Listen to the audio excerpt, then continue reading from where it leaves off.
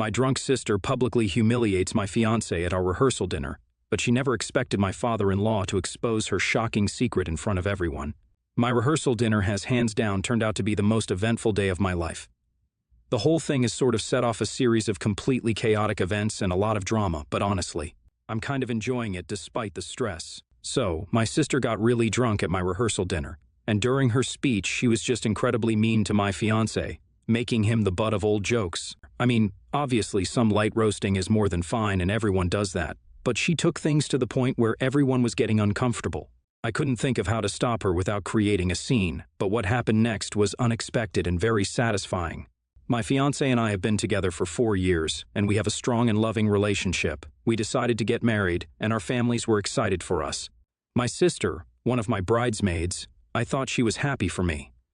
I had no clue that she'd be mean in her speech, but as she was continuing, it became clear that she was trying to embarrass him in front of everyone. I was shocked and hurt. My fiancé is a kind and caring person, and he didn't deserve to be treated like that. He was visibly upset, and I could feel his discomfort. I wanted to say something, but for a while, I was too stunned to react. I couldn't understand if I was misunderstanding or overthinking, but no matter how much I fought it, the speech still came across as mean-spirited.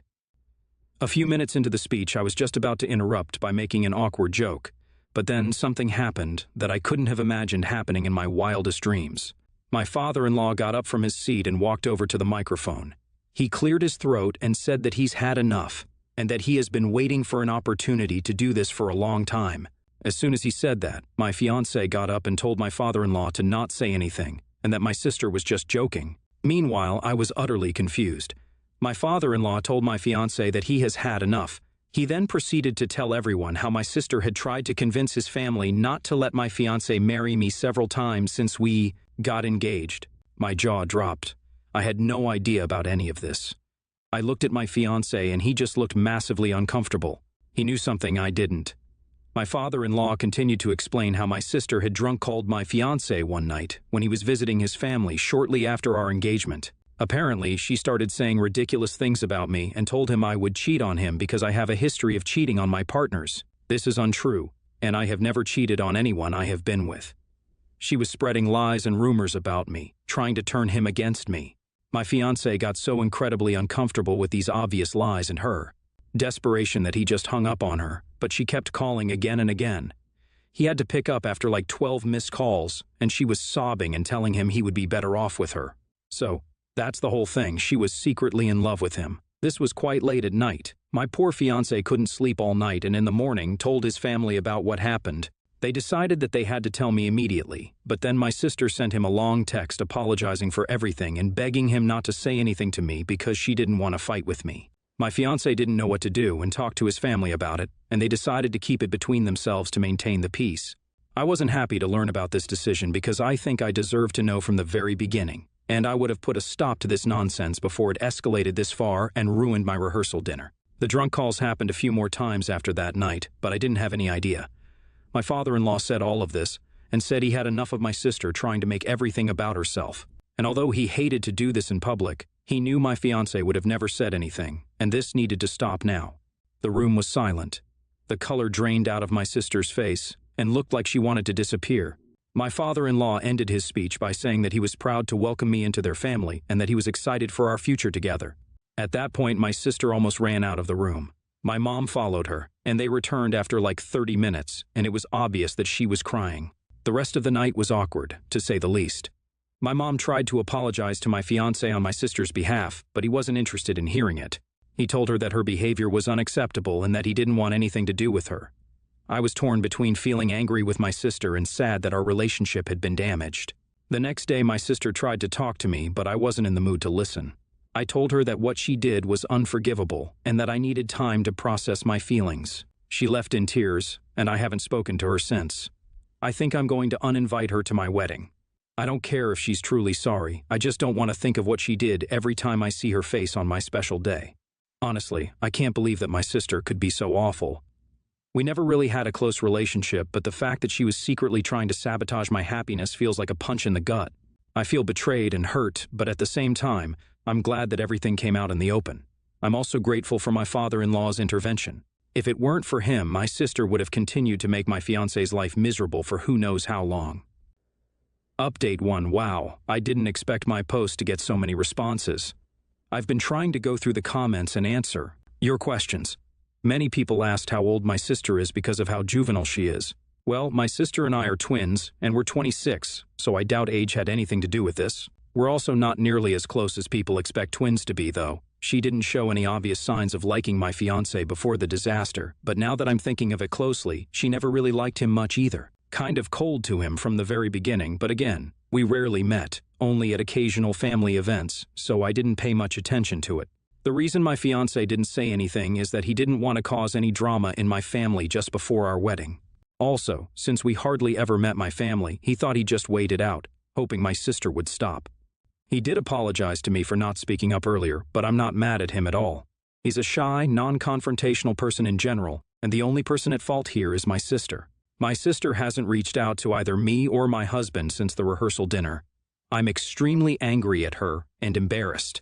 It's kind of mortifying to know that my future in-laws know what an immature train wreck she is. Update 2. My sister is a coward and still hasn't reached out yet.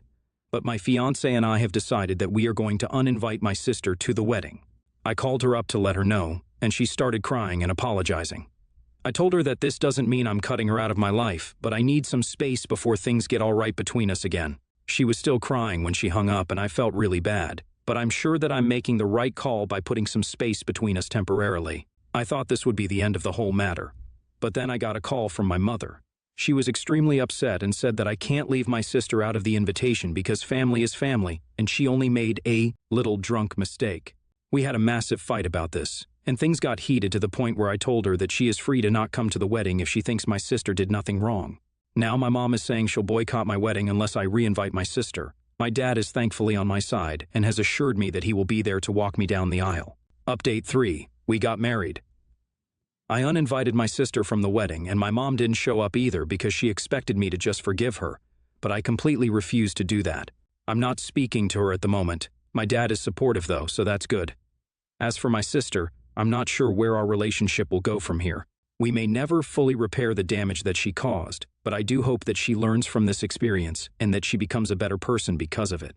I don't wish ill on her, but I also don't want her toxicity in my life. In the end, my fiancé and I got married just how we wanted to, and it was a beautiful day. We were surrounded by people who genuinely cared about us and our happiness. It was such a sharp contrast to the rehearsal dinner where my sister tried to ruin the evening with her weird obsession with my husband. NTA, not the asshole. Your sister deserves no sympathy. Drunk or not, she has no right to say all that stuff to your husband. The fact that she did the same thing multiple times makes it obvious that this is more than a drunk crush for her, and she has been trying to poison your relationship deliberately for a while and blaming the alcohol. I think you made the right call by cutting her off. Hopefully, your mom will understand the situation soon and stop defending your sister. Your sister really needs to work on herself. Sabotaging relationships is literally the biggest red flag and points to some deeper mental health crisis. I think the best way to deal here would be by empathizing with her and trying to have a more open conversation. After all, she is your family. Next story. I, male 49, have 4 kids, female 22, female 19, male 10, and female sex. Amy is my eldest. Amy is a very good student but tends to slack off sometimes. Regardless, she got accepted into a very well-known school, and we're extremely proud of her. She received some aid, and we said we would cover the rest of her tuition fees. Last year, Amy mentioned she was struggling with the coursework. I encouraged her to work harder, but she wasn't getting it, and we were all worried about her grades slipping. She said a friend introduced her to Jack, a few years her senior who graduated from her major with top marks, and she would go to him for tuition. I guess it worked because she started doing better. Jack died a couple of weeks ago. Amy has understandably been a little upset, and me and my wife have tried our best to comfort her. The issue that's come up now is that Amy said she's going to take this semester off to cope. I was very surprised by this, and don't think this is a good idea as she'll fall behind, which might cause problems later. Amy is insistent with this. I discussed this with my wife and told Amy if she takes the semester off, I won't be paying for her tuition anymore. She got mad, but I told her that she can't take time off for virtually 0 reasons and expect everything to go her way. My wife agrees with this, but my second daughter is also saying that this isn't right. Am I being the a-hole with this? Edit, forgot to add. Amy stopped tuition earlier this year. She's doing fine with the coursework now and wasn't in tutoring for those asking. Amy mentioned when I saw her on Christmas break last year that she and Jack had started seeing each other. but I didn't think it sounded serious. Amy then told me when I talked to her after his death that he'd asked if she wanted to move in with him, and she was thinking about it, but again, this was the first me and my wife heard of it. Amy's mom apparently knew. YT, you're the asshole for 0 reason? Seriously? You call losing someone close to you 0 reason? Clearly, you forgot the part about parenting where you're supposed to be supportive. You also forgot the part about being a decent human and having a shred of empathy. For the record, a semester off will not cause her problems later on. You're absolutely delusional if you think it will. YTA. Her friend died, she's grieving. Now I can get why you think taking a whole semester off isn't a good idea. There's a risk she'll sit at home, wallow in her grief, and possibly that won't help. But you're effectively punishing her for grieving, which is incredibly unhealthy. But even if she does, it will not ruin her educational future. Would you prefer that she struggles at school to the point where she risks dropping out completely? Have you discussed other options such as going part-time or spoken to the school about any extra support they can give, or if they can apply for mitigating circumstances, extra consideration around exams or coursework? Is there a therapist you could see to help her process her grief? Please don't punish her for grieving, though. It's just asking for her to develop long-term, unhealthy ways to deal with emotions and grief. YTA on so many levels. Regardless of the reason, it is okay to take a break from school. I took several, and it may have taken forever, but I did graduate. I had a mental breakdown that landed me in the mental hospital because I was too terrified to tell my parents how bad I was struggling. Telling her to work harder when she was struggling, that clearly didn't help. Also, that isn't good advice at all. The next is not understanding that losing someone to death is very traumatic, if they were close or not. Next story, I have a longtime friend Bill, and he has a girlfriend, Jackie. Jackie is a bit overweight but not obese. I used to be obese and tried everything, but couldn't keep off the weight. I eventually lost weight when I got seriously ill and had to spend months in hospital. There were weeks where I could barely eat anything or vomited out all of it. It wasn't a fun time. That was a few years ago, and luckily I didn't gain it back. Last weekend my husband and I went over to Bill and Jackie, and at one point, Jackie started talking about how she looks up to me for losing weight, and I'm such an inspiration. I was a bit confused and told her that it wasn't really my hard work. I struggled for years without success, and I only lost the weight because of my illness. Jackie looked at Bill, absolutely betrayed, and asked him if he knew this. Turns out Bill was using me to motivate Jackie to lose weight. He showed her old pictures of me and told her how disciplined I was and what things I did to lose weight. How I worked out 4 to 5 times a week, true. How I cut out sugar, also true. And all the things I did do in the past, but didn't actually make me lose weight. They almost had a whole fight in front of us. Jackie was angry at Bill for lying and manipulating her, and Bill was saying that he was just trying to help. We left, but Bill messaged me that I was wrong for telling Jackie the truth. I took away hope from her, and I ruined her diet. I think Bill never should have lied to Jackie, but maybe I shouldn't have told her the truth either. I heard her saying I was her inspiration, and I responded with crushing her dreams. Maybe Bill was right. I don't know. Eta, am I the asshole? NTA, not the asshole. Bill is TA here. He was deceiving his girlfriend about how you lost weight, and thus deceiving her about how she might also lose weight in the long term. A lack of success for her would have meant much lower self-esteem, feeling like a failure, and possibly more weight gain. He knew you hadn't done it the way he was telling her you had, so her chances of doing it the same way were much lower. What you did do was maintain the weight loss afterwards, which is the single hardest thing about weight loss. But lying about how you lost that weight in the first place was a dick move. Ask yourself this. Would you be okay with him telling Jackie you lost the weight by having a gastric sleeve and encouraging her to do the same? Would you be okay with him telling her you lost the weight with laxative tea or any other supplement that gets pushed on Instagram? Holding someone up as an example but being dishonest about how they achieve their success risks pushing people struggling to achieve the same results to unhealthy, extreme measures. Telling someone I lost the weight by getting horribly, deathly ill is a reality check for his expectations as well. Bill is a dick. Stand your ground. Tell Jackie you weren't comfortable with the way she was deceived to make your dramatic weight loss seem as if it was lost healthily or in a way that can or should be replicated by others. Bill was making up lies about you to gaslight Jackie. What were you supposed to do? Join in on the gaslighting by agreeing with Bill and lying about yourself? I could see how you feel bad for crushing a girl's weight loss spirit, but wouldn't it be worse to use a lie to falsely encourage her? I would be so defeated if I were Jackie, spent years working on it and praying to get the same results as you just to find out that your story was completely different. Bill never even told you he was lying about you, so how are you supposed to know to join in and be Jackie's inspiration? What were you supposed to say when Jackie asked for your workout routine or meal plan ideas?